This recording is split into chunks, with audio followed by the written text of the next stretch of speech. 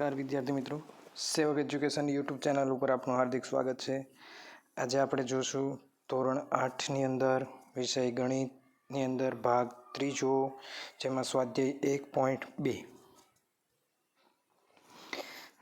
વિદ્યાર્થી મિત્રો, પ્રશ્ન 1ની અંદર નીચે આપેલી સંખ્યાનું સંખ્યા રેખા પર નિરૂપણ કરો. તો વિદ્યાર્થી મિત્રો, આપણે સંખ્યા રેખા પર નિરૂપણ જોવાનું છે. કોનું? તો કે 7/4. 7/4નું નિરૂપણ કરવા માટે આપણે સંખ્યા રેખામાં પહેલાં આપણે એક સંખ્યા રેખા દોરશું કે જેની અંદર 0, 1/4, 2/4, 3/4, 5/4 એવી અનંત સંખ્યા સુધી જાય છે.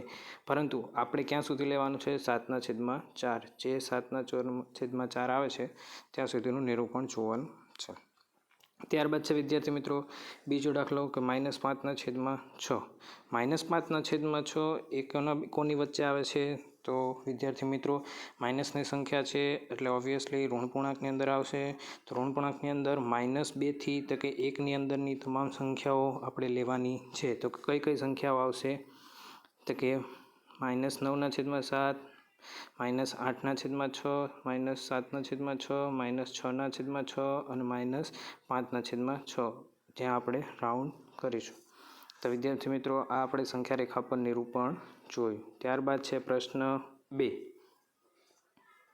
પ્રશ્ન 2ની અંદર સંખ્યાઓ આપેલી છે આપણને કે -2/11, -5/11, -9/11 ને સંખ્યા રેખા પર દર્શાવો. આ ત્રણેય સંખ્યાઓ વિદ્યાર્થી મિત્રો આપણે સંખ્યા રેખા પર દર્શાવવાની છે.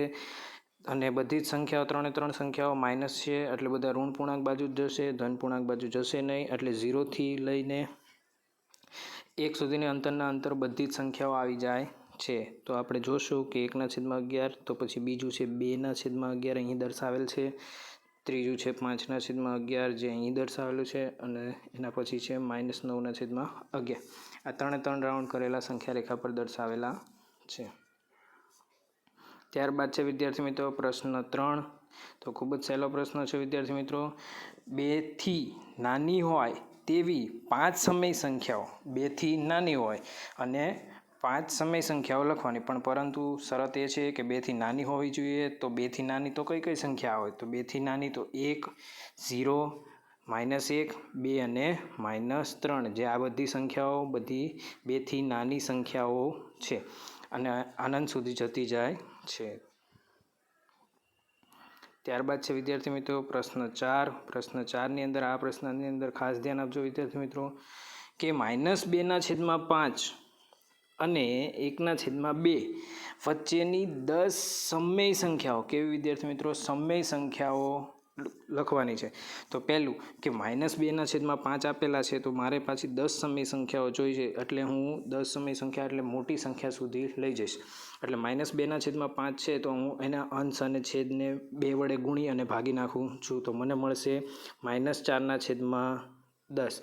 એને પણ હું પાછા અંશ અને છેદને 2 વડે ગુણી નાખું છું અને ભાગી નાખું છું.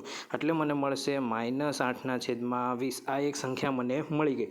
કોને મેં ભાગ્યા? તો કે વિદ્યાર્થી મિત્રો -2/5 છે એને મેં 2/2 એકવાર ગુણીને ભાગી નાખ્યા, અને એનો જે જવાબ આવ્યો એને પણ 2/2 ગુણીને ભાગી નાખ્યા. એટલે મને જવાબમાં મળ્યું -8/20. એવી જ રીતે વિદ્યાર્થી મિત્રો 1/2 છે એને હું 5 વડે ગુણીને 5 વડે ભાગી નાખીશ, અને જે જવાબ આવ્યો 5/10 એને ફરી 2 વડે ગુણી અને 2 વડે ભાગી નાખીશ. એટલે મને જવાબ મળશે 10/20.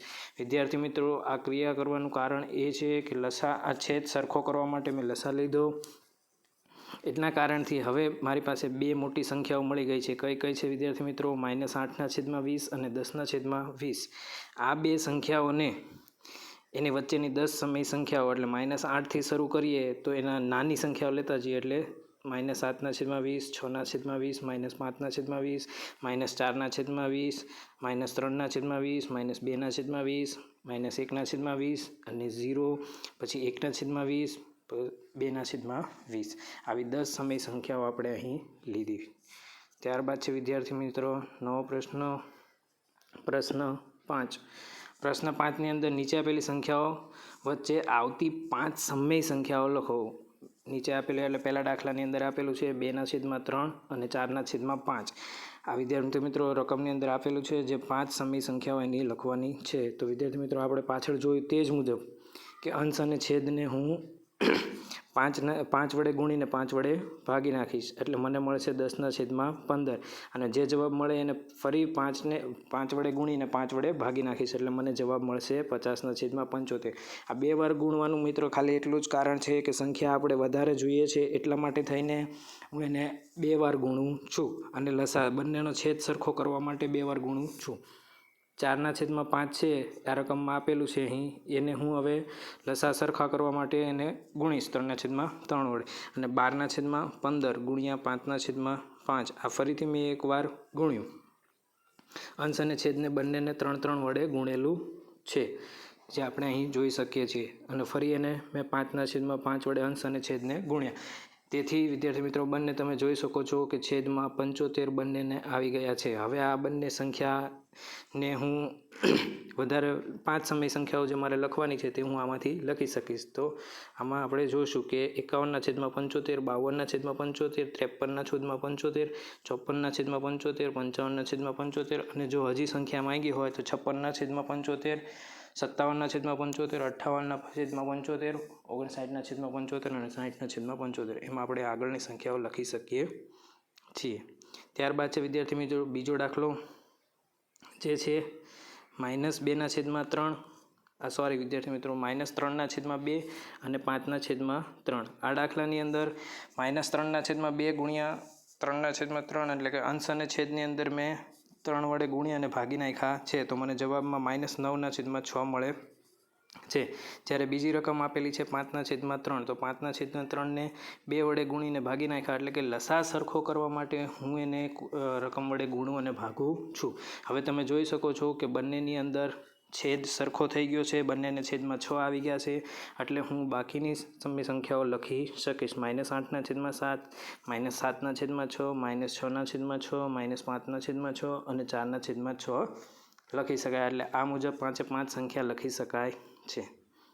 ત્યારબાદ વિદ્યાર્થી મિત્રો ત્રીજો દાખલો છે 1/4 અને 1/2. તો 1/4 અને 1/2 ને હું પહેલાં અંશ અને છેદને 6 વડે ગુણીને ભાગી નાખું છું એટલા માટે મને 6/24 મળે છે. જ્યારે 1/2 છે તેને હું 2 વડે ગુણીને 2 વડે ભાગી નાખીશ એટલા માટે મને જે જવાબ મળે છે એને વડે પાછું હું 6 વડે ગુણીને 6 વડે ભાગીશ એટલે મને 12/24 મળી ગયો. હવે બંનેના છેદ સરખા થઈ ગયા છે વિદ્યાર્થી મિત્રો એટલે હવે આપણે લખી શકીએ 7/24, 8/24, 9/24, 10/24 ને 11/24.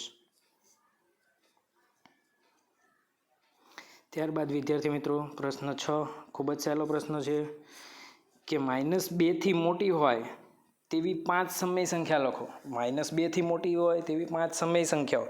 તો વિદ્યાર્થી મિત્રો -2થી જો -3, -4, -5 સુધી જઈએ તો એ બધી -2થી નાની સંખ્યાઓ થઈ જાય એટલે એ કોઈ દી લઈ શકાય નહીં. પરંતુ આપણને અહીં લેવાની કીધી છે મોટી સંખ્યા, -2થી મોટી હોય તેવી સંખ્યા એટલે આપણે જાણીએ છીએ -2થી મોટા હોય -1, 0, 1, 2, 3 અને 4 જે 5 સમય સંખ્યાઓ થઈ ગઈ. ત્યારબાદ છે વિદ્યાર્થી મિત્રો પ્રશ્ન 7. પ્રશ્ન 7ની અંદર આપેલ છે કે 3/5 અને 3/4 આ બંને વચ્ચે આવતી હોય તેવી 10 સમય સંખ્યાઓ સમય સંખ્યાઓ લખવાની છે. તો વિદ્યાર્થી મિત્રો સેમ દાખલો આપણે હમણાં જ જોયો તે મુજબ 3/5 છે તો હું એને લસા સરખો કરવા માટે 4 વડે ગુણીને 4 વડે ભાગી નાખીશ અંશ અને છેદને. તેથી મને જવાબ મળશે 12/20. તો 12/20 ને ફરી એકવાર હું 5 વડે ગુણી અને 5 વડે ભાગી નાખીશ એટલે મને જવાબ મળશે 60/100.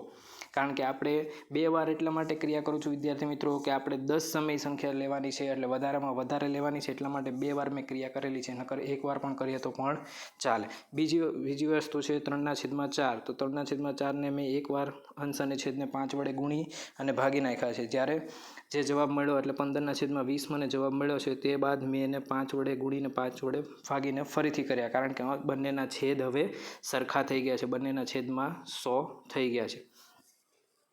ત્યારબાદની આપણે હવે 10 સમય સંખ્યા જે લખવાની છે જે માંગેલા મુજબ 10 સમય સંખ્યાઓ નીચે મુજબ આપણે આપેલી છે 61/100, 62/100, 63/100, 64/100, 65/100, 66/100, 67/100, 68/100, 69/100 અને 70/100 જે આ 10 સંખ્યાઓ આપણે લઈ લીધી છે. વિદ્યાર્થી મિત્રો, આપણે જોઈ ચૂક્યા.